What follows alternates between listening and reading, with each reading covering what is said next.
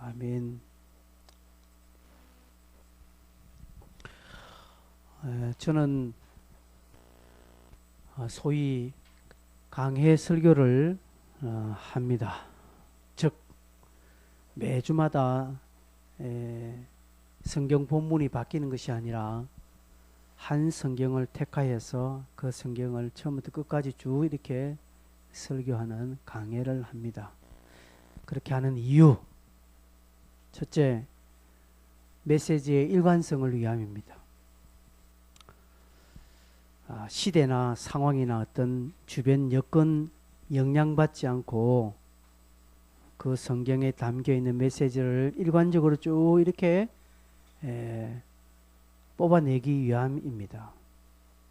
두 번째는 설교에 마땅한 인간적인 감정이나 계산이 개입하는 것을 차단하기 위함입니다. 되게 많은 목사님들 본문 설교를 하지요. 매주마다 본문이 달라지는 본문 설교를 합니다. 그래 목사님들 고민이 많아요. 이번 주는 무슨 설교를 하지라고 하는 분도 많습니다. 또한 많은 분들은 우리 교회가 건축을 하니까 계속 건축에 관한 설교를 합니다. 또한 가까운 이웃에 있는 어떤 교회는 교회가 큰 빚에 있으니까 매주마다 헌금에 관한 설교를 이렇게 합니다. 그리고 어떤 교회는 약간의 분란이 있으니까 사랑에 관한 설교를 합니다. 그래서 그 설교에 자꾸 어떤 환경이 자꾸 묻어나게 되는 그런 우려를 가질 수 있죠. 뭐 강해 설교가 좋으니 뭐 본문 설교가 좋으니 뭐 이게 아닙니다.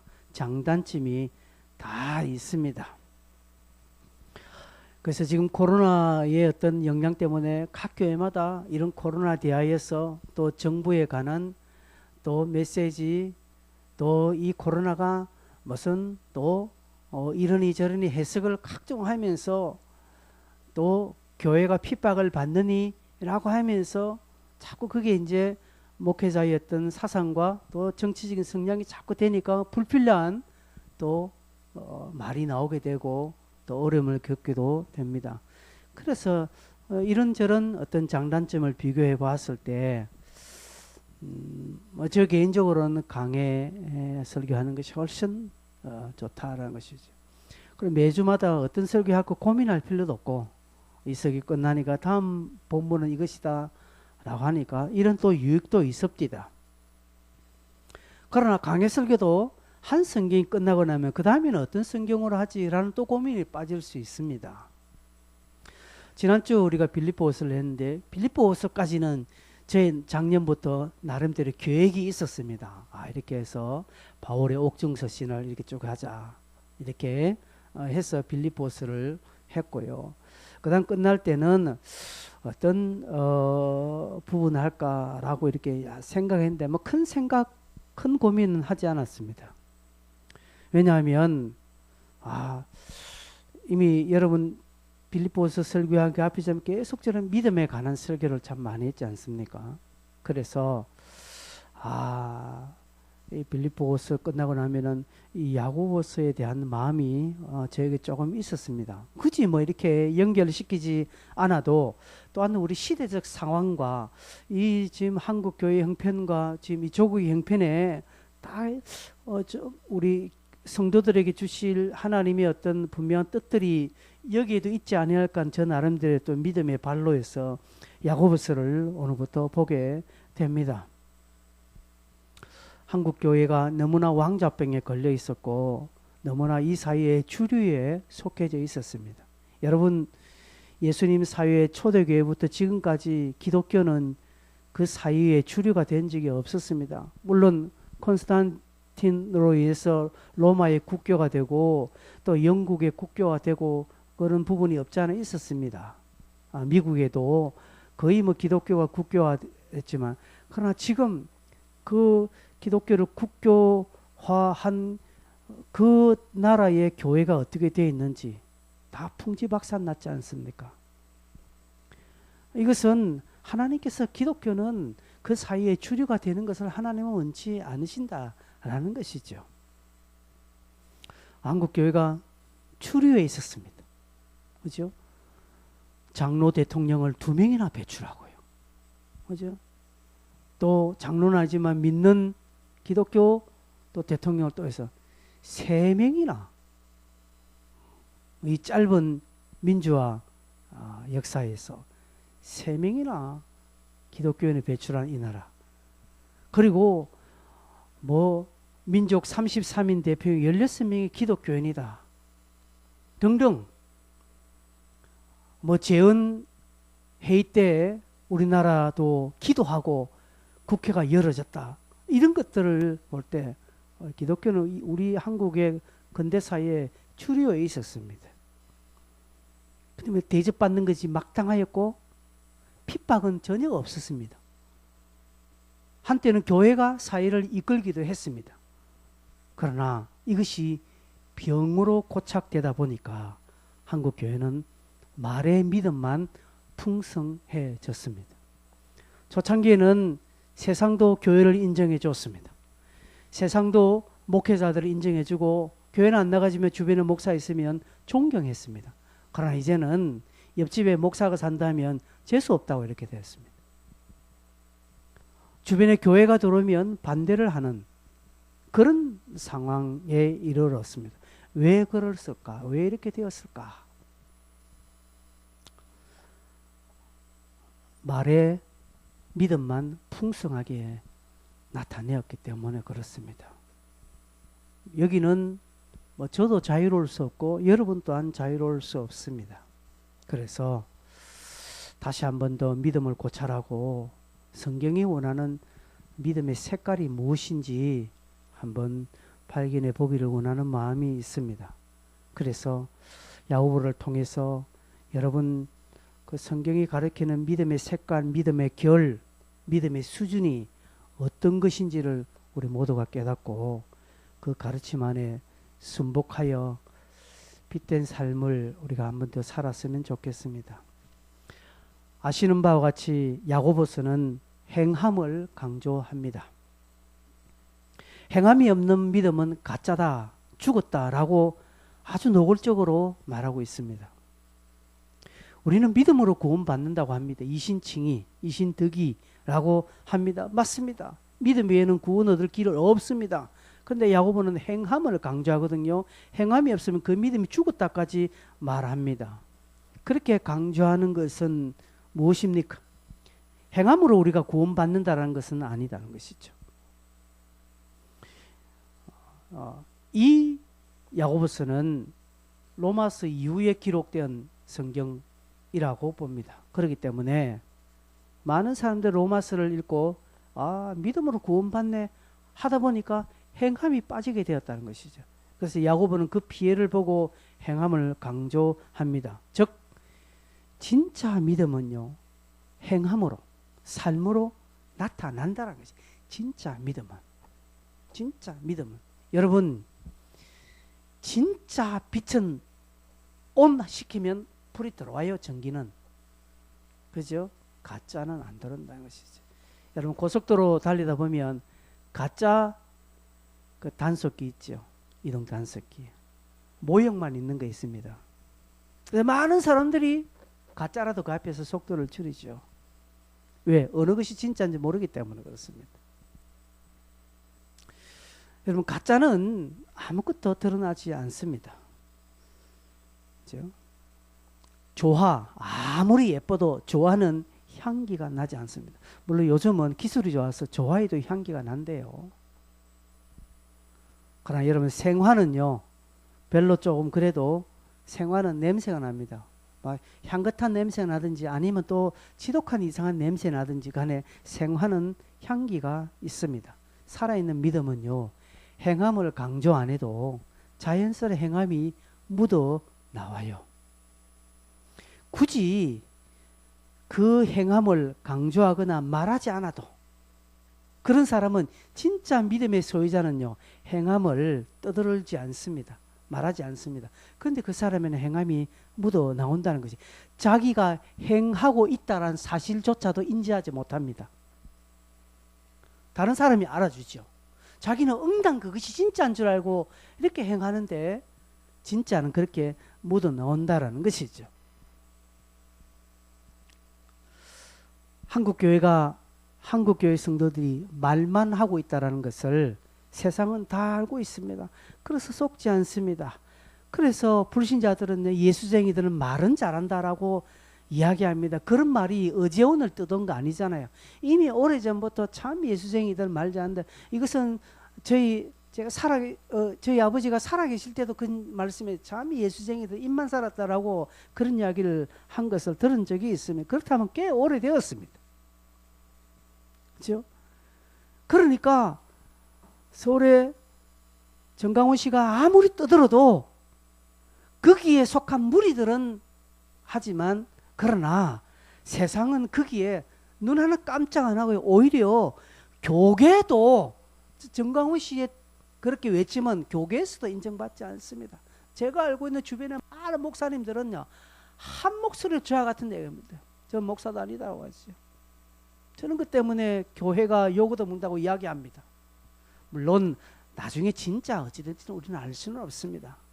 조심스럽지만, 그러나 아무리 조심스럽게 생각하더라도 그것은 아니다라고 이렇게 여겨집니다. 그래서 다시 한번 우리는 야고보서를 통해서 당시 그 원독자들, 이 야고보서를 직접 받아보는 그 성도들의 상황에 우리 또한 들어가서 거기서 지혜를 얻고 거기에서 우리가 은혜를 얻어 다시 한번 우리가 살아가는 이 시대에 필요한 그 지혜대로 살아있는 믿음으로 삶의 믿음을 나타내어야 합니다. 야고보서의 주제는 제 뒤에 걸려져 있습니다. 무엇입니까? 삶으로 믿음을 보여줘. 이것은 제 말이고요. 제 말이 아주 좀 학적으로 말하면 행함으로 온전해지는 믿음, 이것입니다.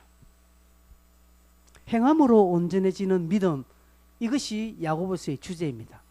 이 주제를 조금 부드럽게 하기 위해서 삶으로 믿음을 보여줘요라는 것이죠. 삶으로 믿음을 보여달라라는 것이. 이것은 두 가지입니다. 하나님께서 우리에게 삶으로 믿음을 좀 보여줘라라는 외침일 수 있고, 세상이 쇼미 내게 당신들의 그러한 믿음의 삶을 좀 보여달라라는 세상의 어떤 요구일 수 있습니다. 야고보서의 핵심 구절은 이 구절이 들어가 있는, 이 말이 들어가 있는 2장 22절입니다. 여러분 2장 22절을 다 같이 한번 읽겠습니다.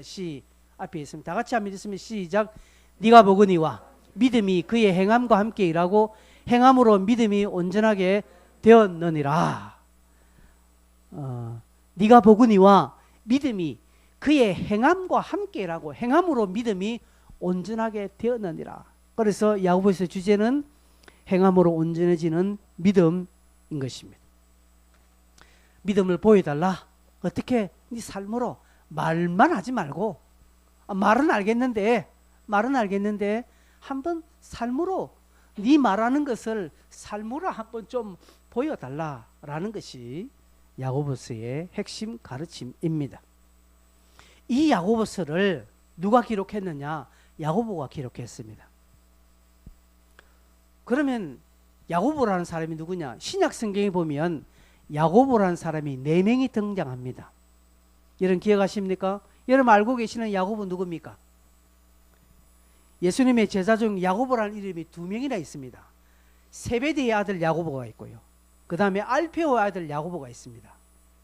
근데 알페오의 아들 야고보는 예수님의 제자 이름을 기록하는데 한 번 등장하지, 알페오 아들 야고보는 거의 복음서, 그리고 저 뒤에 사도행전에는 거의 없습니다. 전무합니다. 그럼 세베대의 아들 야고보, 이 사람 누구냐? 소위 말하는 예수님의 제자 3인방 누굽니까? 베드로와 야고보와 요한, 요 세 사람 이야기할 때 이 세 사람이 변화산에서 기적을 봤지 않습니까? 예수님이 변화산에서 변하시는 것을 요 세 사람이 보았거든요. 그 중에 야고보, 이 야고보가 세베대의 아들 야고보입니다. 또한 야고보가 한 사람 더 나오는데 예수님의 제자 중에 다데오라는 유다 사람이 있습니다. 다데오, 이 사람도 제자의 이름에 한번 등락하지만 그 위에 복음서나 사도행전에 어떤 다데오라는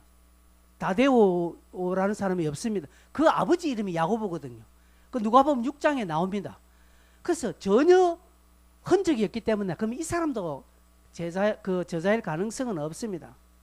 그리고 예수님의 친동생 야고보가 있습니다. 예수님의 친동생 야고보는 사도행전에 등장하거든요. 사도행전에 보면 사도행전 12장에 보면 또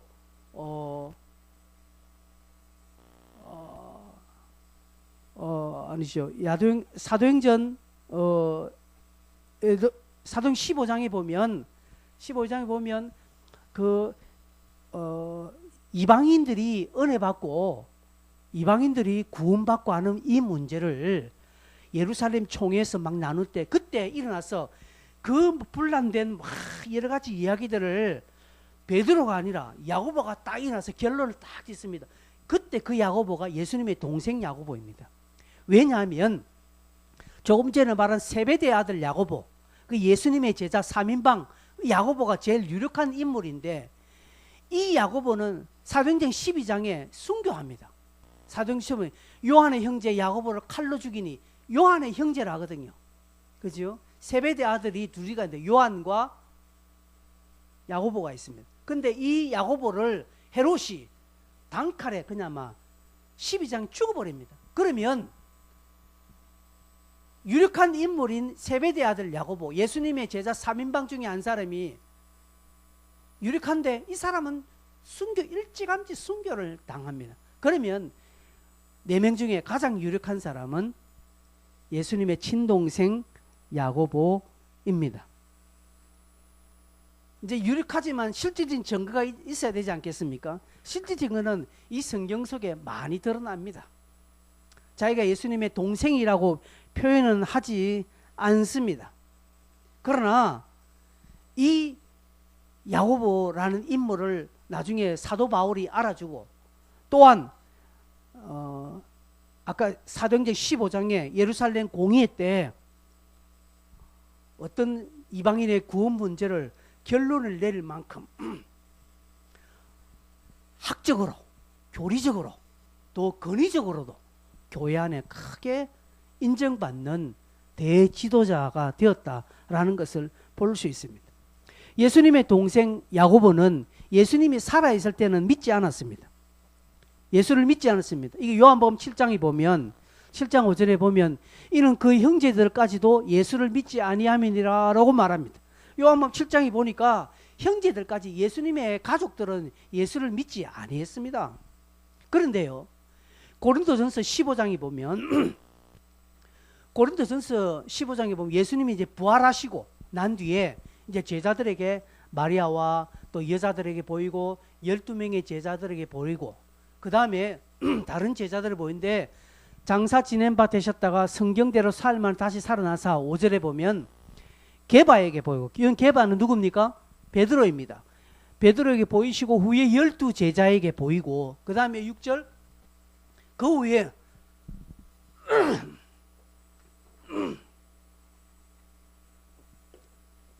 그 후에 500여 형제에게 일시에 보이시고 그 중에 지금까지 대다수는 살아있고 어떤 사람 죽었다라고 하는 7절에 보니까 그 후에 누구에게 보였냐? 누구요? 야고보. 이 야고보는 누굽니까?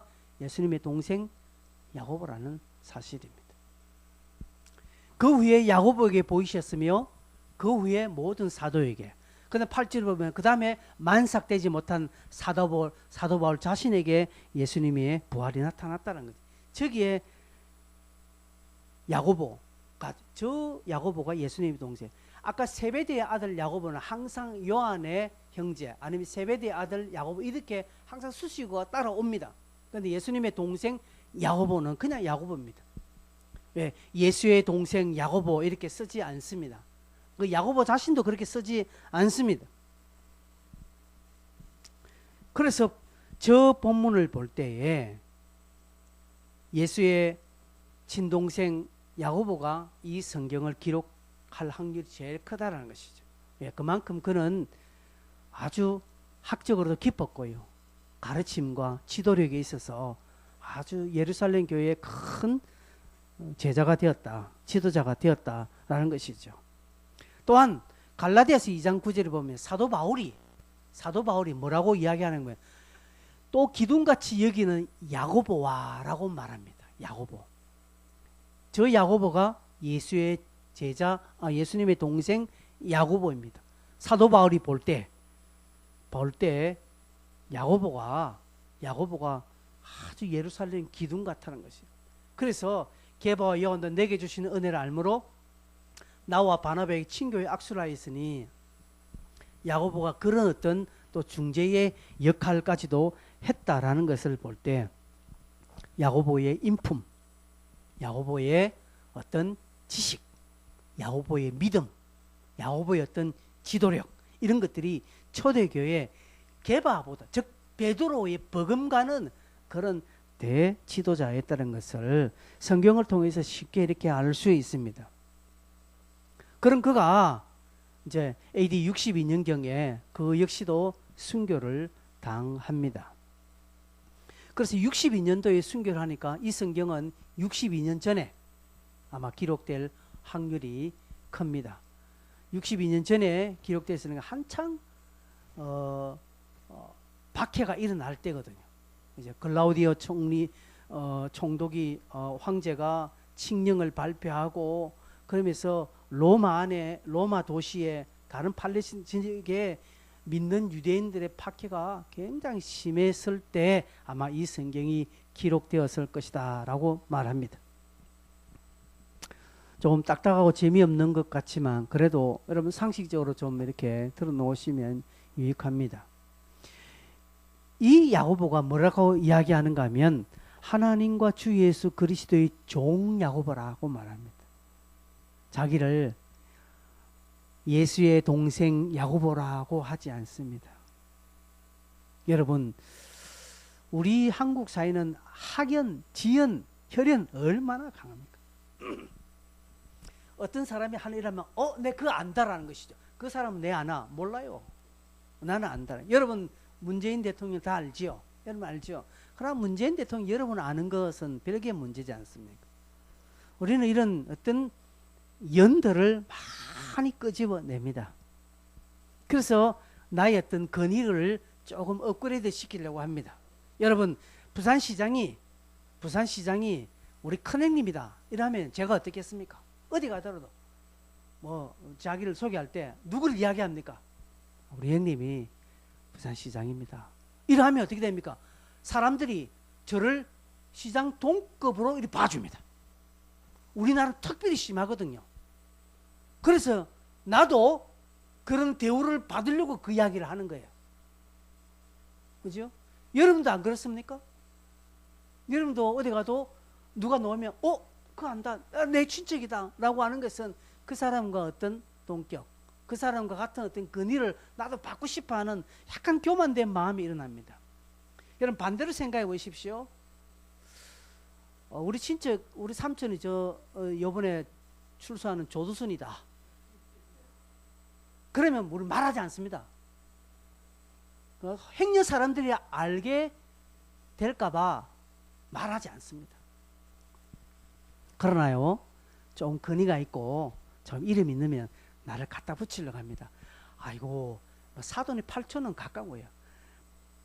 따지고 보면 아무 관계 없어. 그런데도 굳이 연결시켜서 나와 뭐가 있다라고 이야기하는 것이 우리의 특징입니다. 그런데 야고보는 일체 그런 말 하지 않습니다. 왜 그럴까요? 그는 예수의 동생이라는 육신적인 신분을 딱 끊고요. 자기는 그 예수의 종이라고 말합니다. 하늘나라의 직분을 이야기하는 거예요. 이것은 예수의 어떤 특권, 예수의 권위, 자기하고는 아무 상관없다는 것이지. 여러분 부모의 믿음이 좋다고 해서 자녀의 믿음이 좋습니까? 아니요. 부모가 구원받아도 자녀는 구원받지 못할 사람이 있습니다.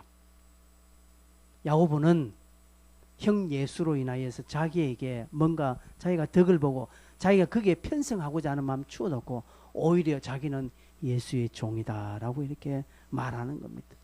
종이라는 것은 그다음 바울 서신을 통해서 종의 의미를 여러 번 여러분에게 이야기했기 때문에 언급하지 않겠습니다. 종, 노예다라는 것이죠. 노예. 당시 노예는 어떤 상황인지 알죠?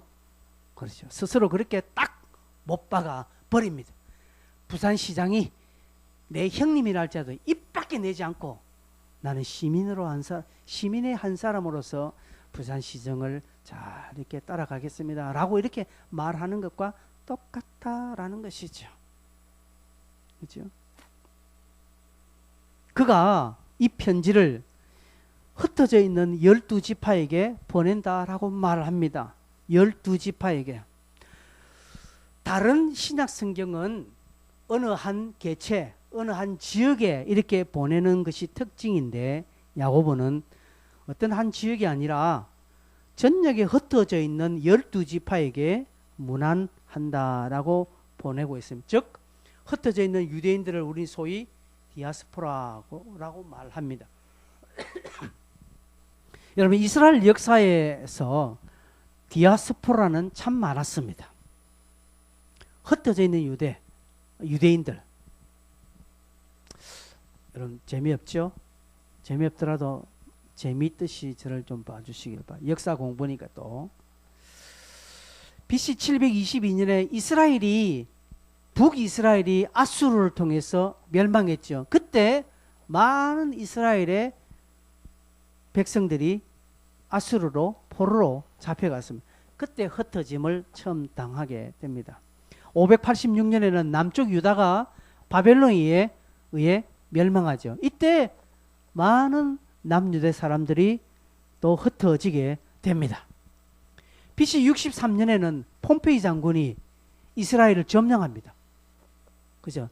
그러니까 로마가 BC 63년에 이스라엘을 식민지 삼습니다. 식민지 삼으면서 많은 이스라엘 사람들을 로마로 다른 팔레스타인 전역에 흩어버립니다. 이게 다 디아스포라입니다. 근데 이거는 구약이에요. 예수님 탄생 전의 이야기니까 아마 이들은 아닙니다.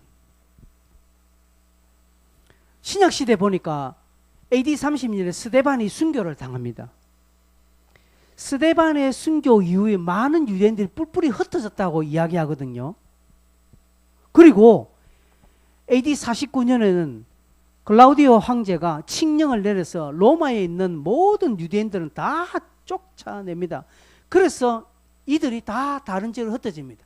그때 쫓김을 받아 나온 사람이 브리스길라와 아굴라가 어디로 옵니까? 고린도에 오는 것이죠. 이때 또 많은 유대인들이 또 흩어지게 됩니다. 또 64년도에는 네로가 굉장한 핍박을 하죠. 로마의 화재 사건을 덜미겠어. 그래서 그때 근 유대인들이 막 절반 이상 죽기도 하고 다 도망갑니다. 그리고 70년도는 여러분 아시다시피 디도 장군에 의해서 예루살렘 자체가 멸망해 버립니다. 전쟁에 의해서 멸망해서 그때는 쑥대박 되는 거죠. 다 이스라엘이 다 흩어지게 되는 것입니다. 그래서 이 흩어진 디아스포라 유대인들이 누굴까 하면 70년은 아니고, 왜? 그는 야고보가 62년에 죽었기 때문에 그럼 70년은 아니고 그 전에 구약도 아니고, 그러면 AD 30년에 스데반의 순교에 의해서 흩어진 유대인들, 그리고 49년도에 클라우디오 칙령으로 흩어진 유대인들, 요 두 대상자밖에 없습니다. 특별히 30년에 스데반 순교에 의해서 이제 흩어진 유대인들이 주 이 편지의 수신자가 될 것이다 라고 이렇게 봅니다. 그럼 왜 지금 흩어져 있는 유대인들에게 보낼까?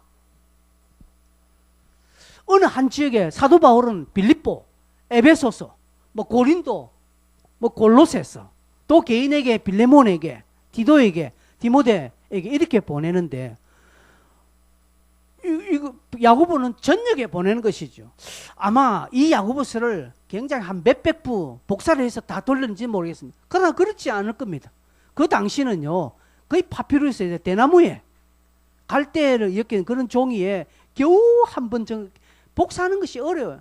그래서 한번 어느 지역으로 가면 그 지역에 있는 사람들이 그걸 쭉 다 읽고, 연산동에 있는 디아스포라가 쭉 다 읽고, 그리고 어떤 한 사람이 저 기장 넘어가서 기장에 있는 흩어져 있는 유대인들에게 보내고, 그래서 이것이 한번 팔레스타인 전역을 한번 이 편지가 돌게 될 거의 1, 2년 걸리는 거예요.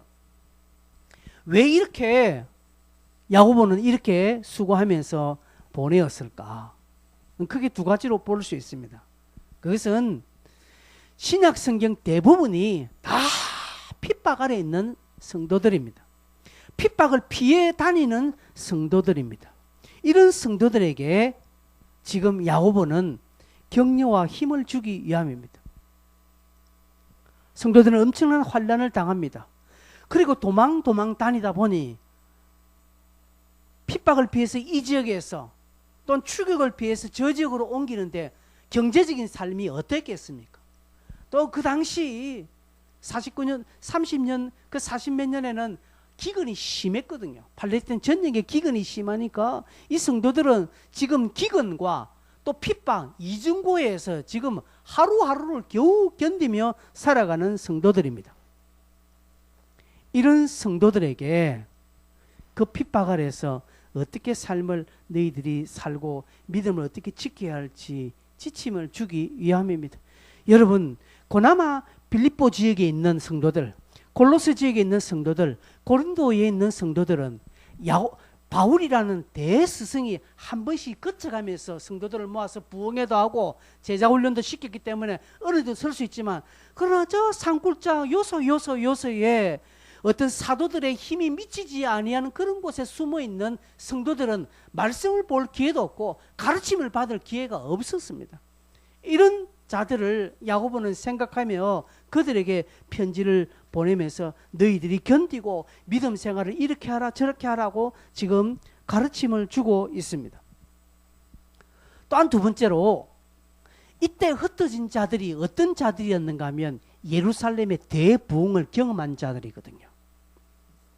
예루살렘에 2만 명, 몇만 명이 모이는 그런 대형 교회를 경험한 성도들이었기 때문에 핍박에 의해서 흩어진 자들이 그것에 취해 있다라는 사실입니다.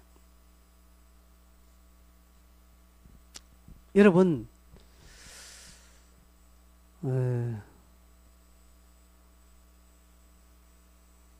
조금 규모가 있는 교회에 다니는 분들은요, 이 작은 교회를 좀 무시합니다. 왜? 제가 그런 무시를 한번 당했거든요. 쥐꼬리만한 교회 하는 주제에. 제가 이 이야기를 들었습니다. 여러분, 앞에 있는 이 목사가 그런 자존심 상하는 말 들었습니다. 어떻게 생각하십니까, 여러분? 물론 저에게 직접 들은 건, 제가 직접 저에게 들은 거 건너들었죠. 그것도요, 뭐 목사님이 아닙니다. 어떤 여자분이에요. 여자분이 쥐꼬리만한 교회 하는 주제. 여러분, 이렇습니다. 그럼 그분의 교회는요, 대형 교회냐? 아니라. 어느 뭐 대단한 큰 교회 아니라, 그것도 조금 뭐 소위 말하는 50보 100보인데 그 소리를 하더라고요. 그 인간이 얼마나 교만하냐. 그것을 못 버리는 거예요. 이 흩어진 디아스포라들이요, 그죠? 그 옛날 과거 대형에 있었던 것을 버리지 못하는 것입니다. 그러면서 내가 어떤 자인데 라고 하면서 이 부흥 아래에서 취해 있는 것입니다. 그래서 예루살렘 교회에 있을 때 같이 그런 생활하는 것이 마치 한국 교회가 지금 왕자병을 버리지 못했지 않습니까? 대접받는 것을 버리지 못했다고 제가 이야기하지 않습니까? 그래서 지금도 대접받으려고 해요. 국가가 조금 이렇게 하면 핍박받는다고. 아니에요. 우리는 핍박당하는 거 아닙니다. 지금 정신 차리라고 하는 매 한 대 맞는 것이지 핍박받는 거 아니란 것이죠. 제가 우리 집에 있는 아이들을 그냥 막 좀 잔소리가 한 대 때렸다고 해서 이 아이들이 내가 핍박받았다면서, 내가 고난받았다면서 이렇게 그렇게 말할 수 있습니까? 아니라는 것이죠. 상황은 바뀌었지만 그들은 예루살렘에 그 대형 교회에 있을 때처럼 대접받으려 하고 뭔가 좀 말로 떠들고 막 그렇게 하고 있다는 것이죠. 말로 믿음을 이야기하고 그 당시는 그렇게 했습니다. 예루살렘 교회는요 말이 통했습니다. 큰 말하면 다 되었습니다. 그런데 지금 그들이 있는 곳에서는 이제는 말이 안 통한다 이 말입니다. 야고보서는 그것을 지적합니다. 예수님의 동생 야고보는 그것을 보았습니다. 그런 이야기를 들었습니다. 그리고 편지를 합니다. 왜요? 자기는 30년간 친형 예수의 삶을 보았거든요. 야고보는 이 편지를 기록하기 전에 자기의 친형 예수가 자기 집에서 30년간 아버지를 도우면서 목수일을 하면서 살아왔던 것을 보았습니다. 그리고 집을 떠나 공생애 3년 6개월 동안 그가 이스라엘 전역 다니면서 제자들을 어떻게 사랑했고 그를 찾아오는 수많은 사람들을 어떻게 섬긴 것을 그는 보았습니다. 또한 마지막 십자가를 통해서 죽고 부활하면서 어떻게 행동을 하셨는지 야고보는 보았습니다. 동생 야고보는 자기 형이 수많은 말을 던졌지만 다 그 말은 그의 삶으로 결실을 맺은 것을 야고보는 보았습니다. 형 예수가 하나님을 사랑하고 이웃을 사랑하는 것을 머릿속이나 말이 아니라 그는 계획이 아니라 행함으로 다 드러내었고 완성시켰다는 것을 야고보는 보았습니다. 그러면서 그는 흩어진 유대인들을 보니까 이 유대인들은 삶도 힘뿐만 아니라 다 옛날 과거의 어떤 믿음에 처해서 지금도 그 믿음을 가지고 우려먹고 있고 말로만 떠드는 그들을 보면서 아니다라는 것이죠. 너희들이 믿는 예수, 나의 친형 예수는 그렇게 살지 않았다라고 하는 것을 지금 편지를 통해서 말하면서 참된 믿음은 행함으로 온전해진다라는 것을 계속적으로 강조하고 있는 것입니다. 야고보는 잘 보았습니다. 자기 형 예수를 잘 보았습니다. 그리고 부활 후에 자기에게 나타났을 때 그도 꼬꾸러지면서 그 형 예수의 그 복음에 순복하죠. 그리고 형으로서가 아니라 자기의 주인으로 로드로 여기면서 자청하며 종의 삶을 살게 되었던 것입니다. 핍박받는 성도들 기근과 환난 가운데 내일을 장담할 수 없고 그 옛날 부흥에 젖어 말로만 믿음을 떠들던 그들에게 가장 필요한 것이 무엇일까? 무엇일까? 물질도 아니고요. 그들에게 안락한 환경도 아니었습니다. 그것은 삶으로 믿음을 보여주는 그들의 각고의 노력이었다는 사실입니다. 여러분, 하나님은 우리가 물질로 풍요롭게 삶을 사는 것을 하나님은 그걸 부인하지 않습니다. 하나님께서 오늘 우리에게 가장 요구하시는 것은 우리가 요구하는 것은 우리의 믿음이 위아래로 흐르는 것입니다.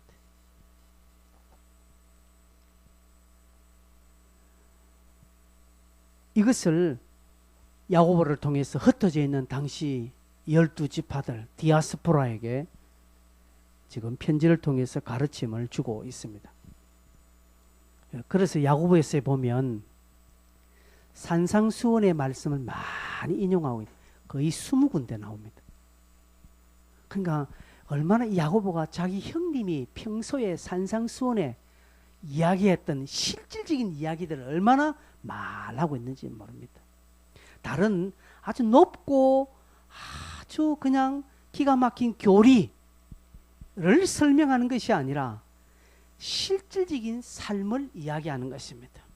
많은 사람들이 세례요한에게 와서 세례를 받고 세례요한의 가르침을 받고 그러면서 세례요한에게 선생님 내가 어떻게 살아야 되겠습니까? 막 물었습니다. 그때 세례요한이 뭐라고 했습니까?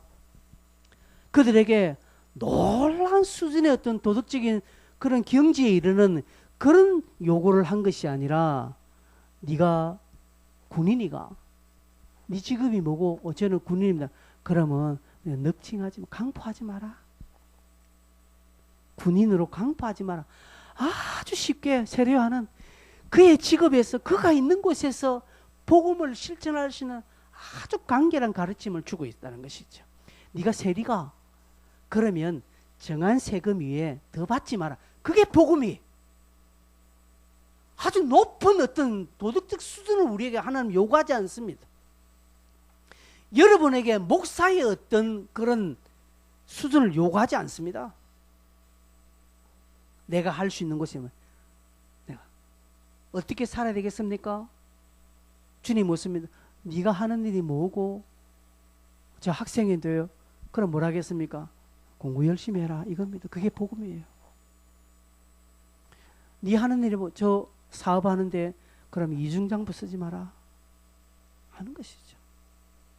너 직장 다니는데 제가 직장 다니는 그러면 상사에게 순종하고 네 있는 곳에서 거짓 행하지 마라고 하는 것이죠. 하나님은 우리에게 십계명을 이야기하면서 네가 하나님을 경외하고 그리고 여호와를 앙망하며 성경을 어떻게 하고 하나님은 그렇게 하지 않습니다. 야고보는 그걸 잘 알았거든요. 그래서 그의 형이 평상시 산상수훈을 말씀했던 것들을 그도 수많은 20군데는 인용하면서 짧게 성도들에게 이렇게 하라 저렇게 하라. 마치 야고보서는요 신약의 잠언입니다. 그래서 야고보서 안에는 십자가, 뭐 고난, 부활, 성령 이런 거 없습니다. 그런 내용 하나도 안 나옵니다. 십자가는 말도 안 나옵니다. 그리스도라는 이름도 몇 번 안 나옵니다. 딱 2번 나오는가요? 예수라는 이름도 별로 안 나옵니다. 별 언급이 없습니다. 교리적 내용도 없습니다. 그냥 단순하게 네가 있는 곳에서 네가 어떤 직업을 가진 그곳에서 네가 복음을 간략하게 드러낼 수 있는 것입니다. 그래서 2절 보십시오 여러분. 너희가 여러 가지 시험을 당하거든 뭐해라고 합니까? 그냥 기쁘게 여기라 이렇게 말합니다. 간단하게 말해. 네가 시험 만나거든 당장 행정 어디 가서 구청 찾아가서 누구를 만나서 내 알고 있는 지인이 있으니까 누구 만나서 그렇게 해결하고 법적으로 이렇게 이런 말 하지 않고 고난당하나 그냥 기쁘게 여기라는 것이죠. 어떻게 보면 초월한 삶을 이야기하는 것 같습니다. 5절에 네가 지혜가 없나? 그러면 기도해라 하는 것이죠. 여러분 이걸 우리가 모르는 내용입니까? 다 알고 있는 겁니다. 그런데 뭘 안 한다는 것이죠? 행하지 않는다는 것이죠. 야고보는 이야기합니다. 너희들 다 알지? 다 알지? 다 아는 거 안다고 여기지만 행해라. 우리 가운데 기도가 무익하다라고 여기는 사람 누가 있습니까? 기도가 필요 없다고 하시는 분 있습니까? 아무도 없습니다. 기도해야 된다고 다 생각하죠. 여러분 기도해야 돼. 안 하잖아요. 기도가 필요하다는 건 다 이야기하잖아요. 근데 안 하잖아요. 실제로 야고보는 그거 해라는 것이죠. 간단해요. 그러기 위해서는 이런 방법 저런 방법 무슨 요럴 때는 요렇게 하고 저렇게 하고 뭐 고단적인 어떤 기능을 삶의 지혜를 이야기하는 것이 아니라 해라는 것이죠. 그래서 행동이 많이 나오는 겁니다. 야고보서는 이것을 가르칩니다. 이 말도요. 제가 말하는 이 설교도 어떻게 보면 여러분에게 공허하게 들릴 수 있습니다. 저도 공허한 외침일 수 있습니다. 왜? 어디 처음 듣나? 아시죠? 말씀을 맺겠습니다. 오늘 여기까지만 설교하겠습니다. 성도 여러분, 여러분에게 하나 좀 무거운 생각거리를 하나 좀 던지겠습니다.